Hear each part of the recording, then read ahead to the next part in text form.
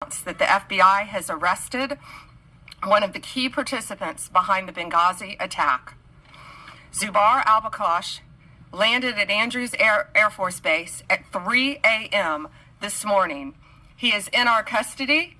He was greeted by Director Patel and U.S. Attorney Jeanine Pirro. Hillary Clinton famously once said about Benghazi, "What difference at this point does it make?" Well, it makes a difference to Donald Trump.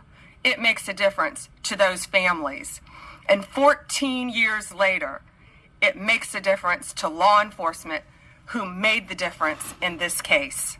This magnitude strikes at the heart of our nation. We go to work. President Trump has given us the full resources at the FBI and across the interagency to make sure we deliver justice. And Pam, you're right. Dan and I did sit down early on about this to bring justice, but you led the effort. You brought together the interagency. You said we are going to get this done because no one agency alone can do it. So we are thankful to have an Attorney General at the Department of Justice who works together with every single cabinet secretary and enforce the law. What you saw today, and I want to get, or what you're going to see today, I want to address in a minute, but I want to remind the folks out there the work of this Department of Justice. We were here just a few short months ago talking about how we were going to raise the RFJ for another violent offender on the run, Ryan Wedding. And what do we do under Attorney General's leadership? And what do we do when President Trump said, go get the worst of the worst? We captured him. We captured together, under President Trump's leadership, 6 of the FBI's most wanted fugitives in 1 calendar year. To put that in perspective, that is 2 more than the entirety of the prior administration.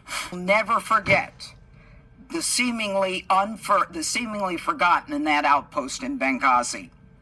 Bakosh was first charged by complaint in 2015, which was sealed for 11 years.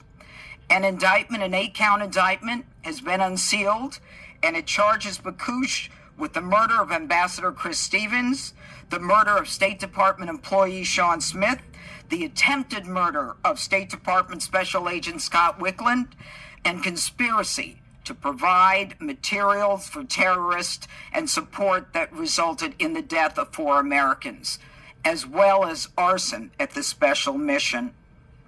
I don't have to go through all of the facts, but every one of us remembers this case. I reported on it when I worked at Fox. I had relationships, as Kash Patel just said, with the families. And last night, as soon as they were in custody, because of Pam and because of Kash,